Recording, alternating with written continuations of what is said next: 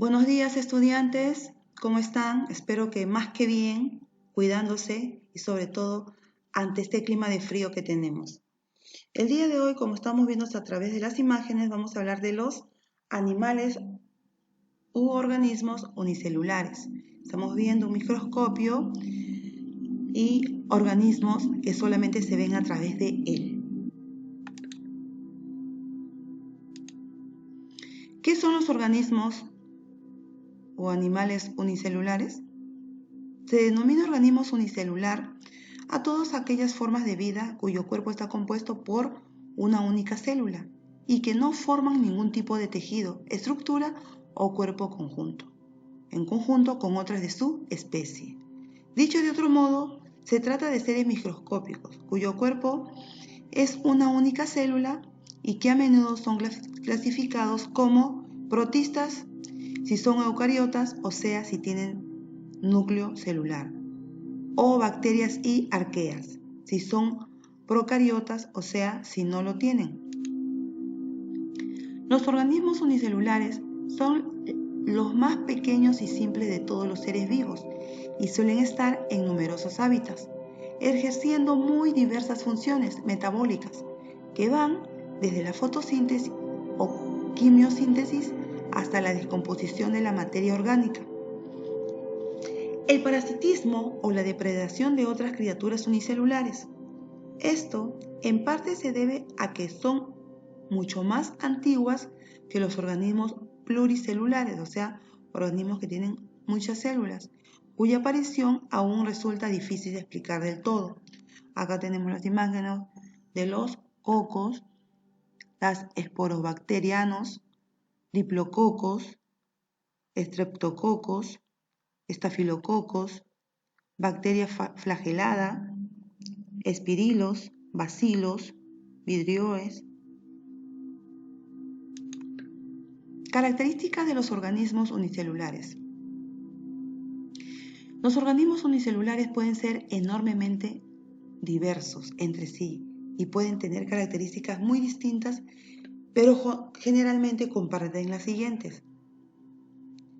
Están necesariamente conformados por una sola célula, ya sea que tenga núcleo y organelos, eucariota o no procariota.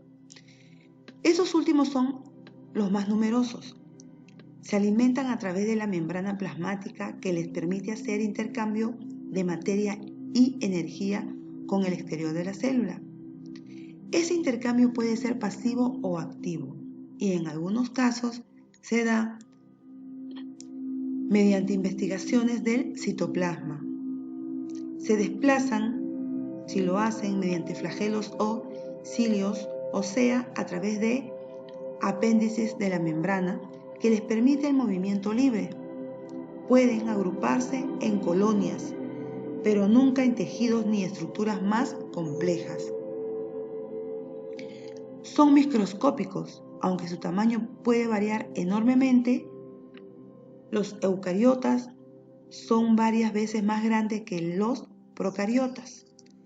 Se reproducen asexualmente mediante diversos procesos de división celular, como la mitosis, la fisión binaria, la germinación, etc.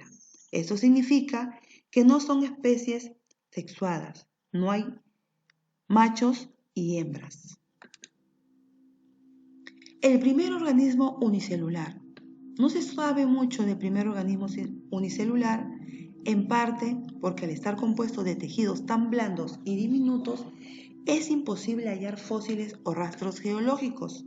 Además, la Tierra ha cambiado tanto en los miles de millones de años de cambio atmosférico, geológico y químico, que no es fácil determinar los orígenes mismos de la vida. Sin embargo, se especula que el ser vivo del planeta haya sido un organismo unicelular que los científicos denominan LUCA, con las siglas de Lux Universal Common Ancestor, o el último antepasado común universal, y del cual habrían descendido en un largo y complejo proceso de diversificación evolutiva. Todos los demás reinos de la vida se estima que vivió hace 3.500 millones de años en las aguas del planeta primitivo. Tipos de organismos unicelulares. Organismos unicelulares.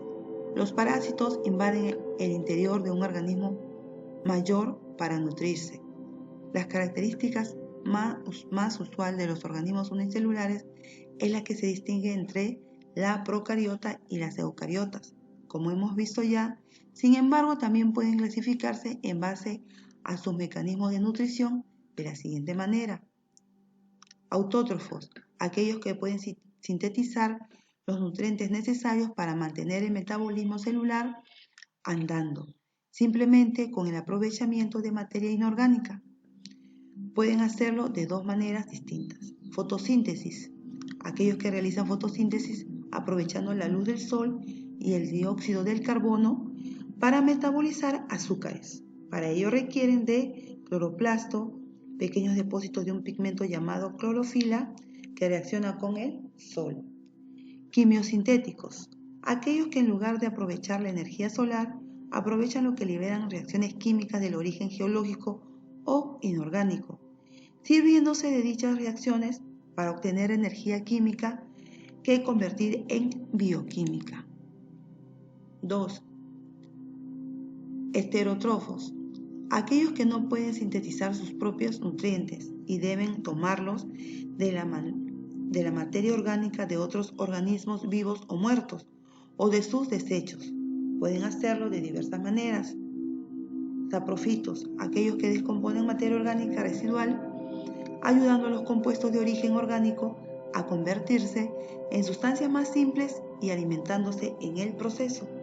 Parásitos, aquellos que deben invadir el interior del organismo de mayor tamaño, especialmente metazoos, para nutrirse de un interior y reproducirse a expensas del cuerpo, a menudo ocasionando daños en el proceso.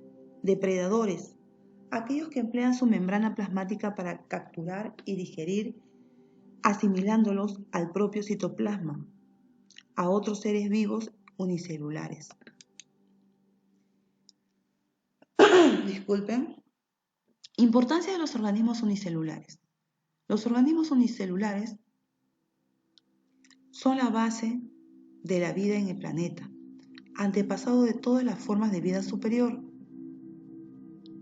En algún momento de la historia de la vida en el planeta, las aguas marinas estuvieron repletas de estos microorganismos, empeñados en una carrera ciega por multiplicarse y esparcirse hasta que en algún momento surgió la posibilidad de agruparse, sacrificar su individualidad y formar organismos más vastos, más complejos, dando así un paso irreversible en dirección hacia la vida como la conocemos.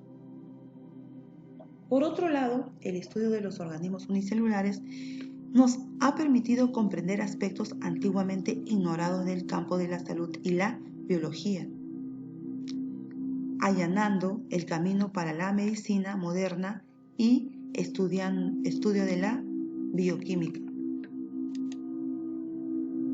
Diferencias entre organismos unicelulares y pluricelulares. La diferencia más evidente entre los unicelulares y pluricelulares o metazoos es que estos últimos poseen cuerpos compuestos por tejidos, o sea, por numerosas células que se juntaron formando un individuo único en una relación mucho más estrecha que una colonia, para sacrificar su vida independientemente en pro de la seguridad, estabilidad y repartición de las funciones necesarias para vivir. De todos modos, el tránsito de los unicelulares más primitivos hacia los pluricelulares más complejos es todavía un tanto misterioso para la biología. Lo cierto es que representó un enorme salto de adelanto en materia evolutiva, a tal punto de que nuestros cuerpos están compuestos por millones de células, todas comprometidas con una existencia común. ¿Y cuál es? La de nuestros cuerpos. Ejemplos de organismos unicelulares. Mencionaremos algunos organismos unicelulares. Amebas, protozarios de forma irregular que se desplazan moviendo su citoplasma como si fueran dedos. pseudópodos y a través de ellas mismas se alimentan cazando y fagocitando a otros organismos microscópicos. Paramecios, otro tipo de protistas ciliados, poseen una membrana cubierta de microflagelos que les permite moverse a gran velocidad en medios acuáticos que habitan como charcos y estanque. Euglenas. Las euglenas son organismos unicelulares flagelados que poseen cloroplasto y se alimentan de la luz solar, pero que en caso de carecer de esta pueden nutrirse de manera heterótrofa, ingiriendo otros organismos como alimentos. Arqueas, también llamadas arqueobacterias, son un tipo muy primitivo de organismos unicelulares procariota que permite hallarse en condiciones muy hostiles de la vida, ya que se nutren mediante la quimiosintesis anaerobia. Bacterias. Las formas de vida unicelulares más predominantes del mundo son también las más antiguas y las responsables de la mayoría de las infecciones que podemos sufrir junto con el virus y otras formas patógenas. Muchas de ellas son la vida libre. Muchas de ellas, repito, son de vida libre y llevan una existencia autótrofa, haciendo fotosíntesis como las cianobacterias. Bueno, estudiantes, espero que hayan comprendido qué son los organismos unicelulares, que son los seres unicelulares que tienen una existencia mucho más antigua que la del cuerpo humano. Son aquellos que en el proceso se han ido juntando, uniendo para formar tejidos y así pues ser lo que a la actualidad, el día de hoy somos. Por favor, les solicito que elaboren un tríptico con la información y para la próxima clase se les dejará una actividad que ustedes tendrán que exponer. Muchísimas gracias y hasta la próxima.